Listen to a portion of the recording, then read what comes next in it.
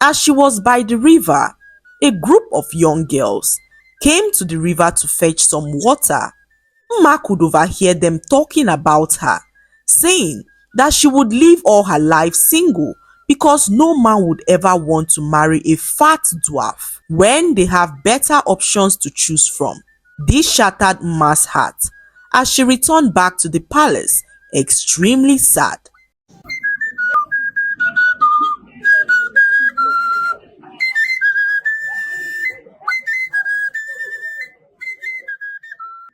Once upon a time, there lived a very short princess named Mma. Princess Mma was the first daughter of a very rich and influential king who was feared in all of the land. She was extremely short and fat, and people always made fun of her in the village. They called her the dwarf princess and believed she was adopted because all her stepsisters were tall and extremely beautiful. Mma was the first daughter of the king, and in their kingdom, the first daughter ought to get married before her younger ones.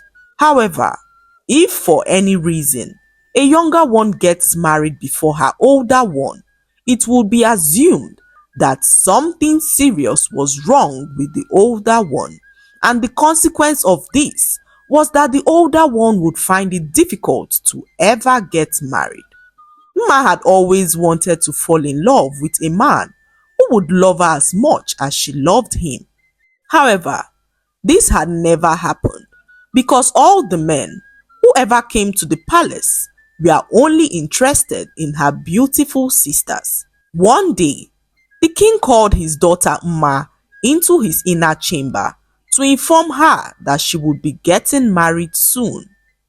Mma was puzzled and asked her father who she would be getting married to, and her father informed her that a certain man had come to ask for her hand in marriage.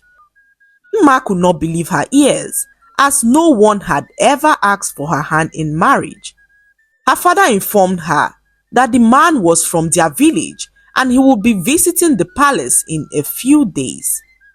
Mma returned to her room and could not believe that she would soon be married.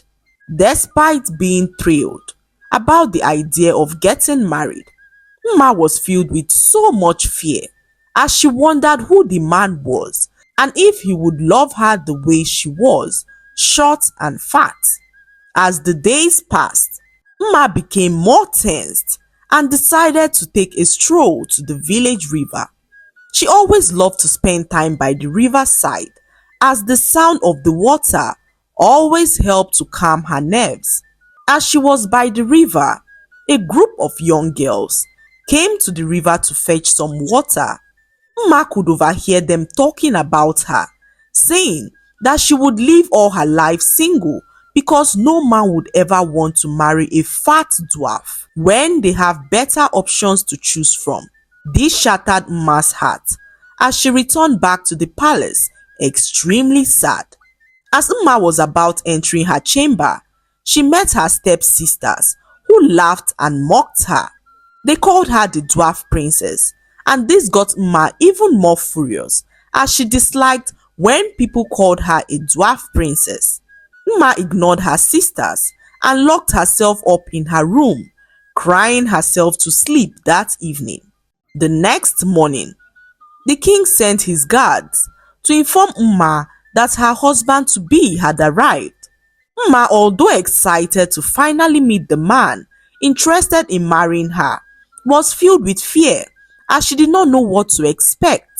She quickly dressed up and rushed to her father's throne room to meet her father, the king. When she arrived at her father's throne room, she met a young man standing before her father. She approached her father, the king, who introduced her to the young man who had come to ask for her hand in marriage. His name was Nana, and he was extremely short. Mma at that point was shocked as she never expected her suitor to also be as short as she was.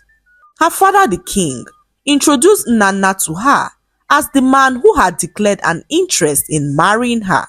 Mma had never imagined getting married to a man who was shorter than she was and didn't know how to feel.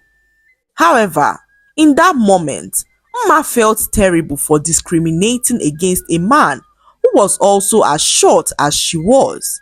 They both got talking, and Nnanna seemed to be a very great guy, and Mma liked him for this. The next day, Mma was informed by her father, the king, of a second suitor who had declared an interest in marrying her. Two suitors in less than 1 week, she said to herself as she anticipated his visit. The news of this spread around the village, and all the villagers were shocked to hear that two men have declared their intentions to marry the dwarf princess.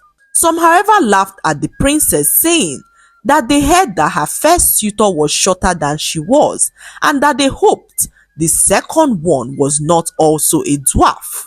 Princess Mma, however, anticipated the arrival of her second suitor, who was visiting the palace the next morning. Late that evening, one of the princess's personal maidens saw the princess lost in her own thoughts and asked if she was okay. Princess Mma looked at the maiden and asked what she would do if confronted with the same situation that she was in, and the maiden told the princess that she should not make decisions based on outward appearances but the content of one's character. The princess thanked the maiden for her advice as she retired to her room to sleep. The next morning, the princess woke up in high spirits. She made up her mind to allow destiny decide as she prepared to meet her second suitor. A few hours later, her father the king sent for her, and when she walked into her father's throne room, she met the most handsome man she had ever seen in her life. Mma opened her mouth in shock as she did not want to believe that such a handsome man would ever come for her hand in marriage. The king introduced the young handsome man to her as Cheta, the son of a very great king that ruled in a distant land. Cheta smiled at Mma, but Mma was too ashamed to look him in the eyes. Standing next to him made her feel so insecure as she wondered what a man as handsome as himself was doing asking for her hand in marriage.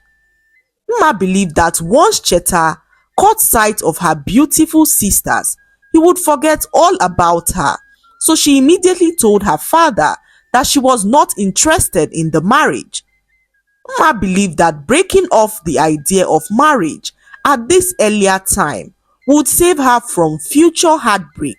Devastated at what she had just done, Mma rushed to her room and began to cry. "Why has life got to be so cruel to me?" she said aloud as tears gushed down her eyes. Mma, however, was compensated with the fact that her first suitor, Nnanna, was also short. She believed that Nnanna would understand her better and treat her right because he knows how it feels to be discriminated against. The king, on seeing his daughter's reaction, told Cheta that his daughter was not interested in marrying him, and this broke Cheta's heart as he decided to return back to his kingdom. On his way out, one of Mma's sisters, Obiangeli, saw him and couldn't take her eyes off him.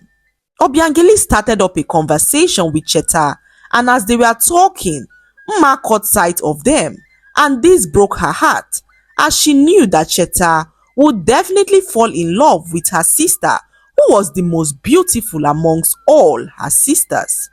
Mma returned to her room sad as she felt justified for rejecting Cheta's marriage proposal. The next evening, Mma saw Cheta again in the palace, chatting and laughing with her sister Obiangeli, and this happened several other times. One day, Mma, filled with curiosity, decided to ask Obiangeli about Cheta's frequent visits, and Obiangeli told Mma that she was now in a relationship with Cheta. Mma, although sad to hear this, was happy about her decision to reject Cheta's proposal.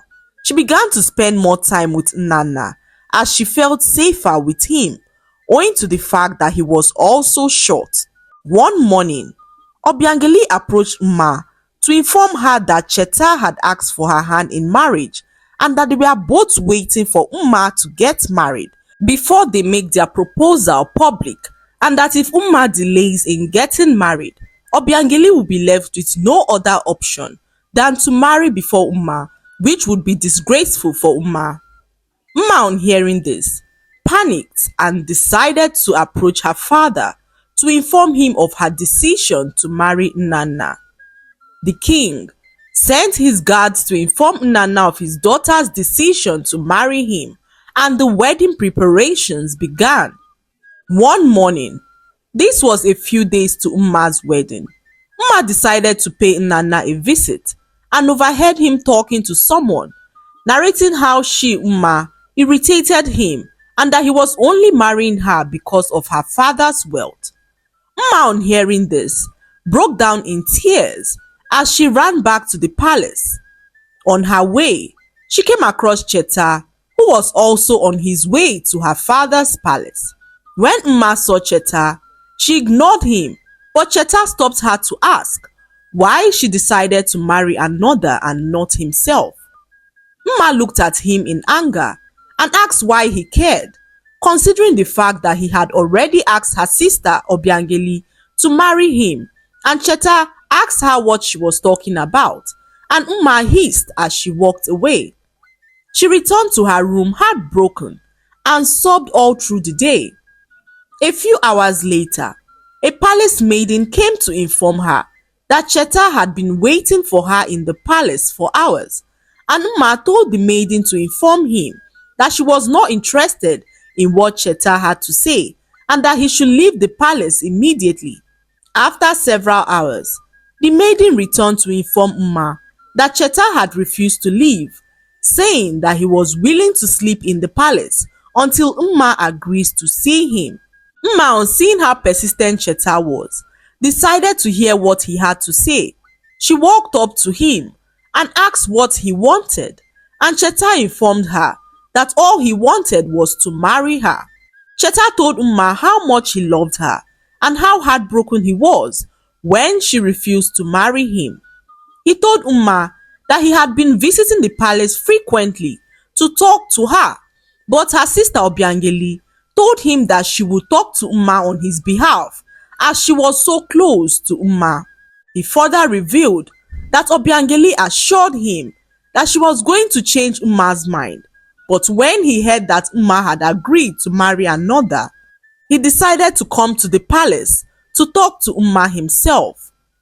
Mma opened her mouth in shock as she told Cheta that her sister Obiangeli told her that he had asked for her hand in marriage, and Cheta told Mma that nothing of such ever happened as he was never in love with anyone else but Mma. Mma at this point was confused and decided to confront her sister Obiangeli about her deceitful actions. Obiangeli, filled with guilt, confessed her love for Cheta and revealed her plan to manipulate Mma into marrying Nana so that she could have Cheta all to herself. Shocked and hurt, Mma decided to follow her heart. She confronted Nana about what she heard him say in his house, and he admitted that he never loved her but was only interested in her father's wealth. Feeling betrayed by both her sister and Nana, Mma realized the importance of genuine love over societal expectations. Mma then chose to be true to herself and her feelings. She gave Cheta a chance, acknowledging his sincerity and love for her. That was how Mma got married to the handsome Prince Cheta, who loved her with all of his heart. The villagers were all stunned, as they could not believe that a handsome man like Cheta would ever fall in love with their dwarf princess. The love between Cheta and Mma proved to everyone that true happiness comes from following one's heart rather than conforming to societal norms.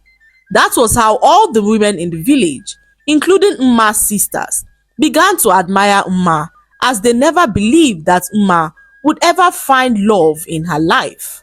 The lesson to be learned from this story is that One man's meat in life can be another man's poison. Never judge people based on outward appearances or societal expectations, as you never know what the future holds for them. Do not be jealous of others or their possessions, but learn to be contented in all situations. I hope you enjoyed the story. Like, subscribe, and leave a comment. It helps us grow our channel. I'll see you in our next story. Bye.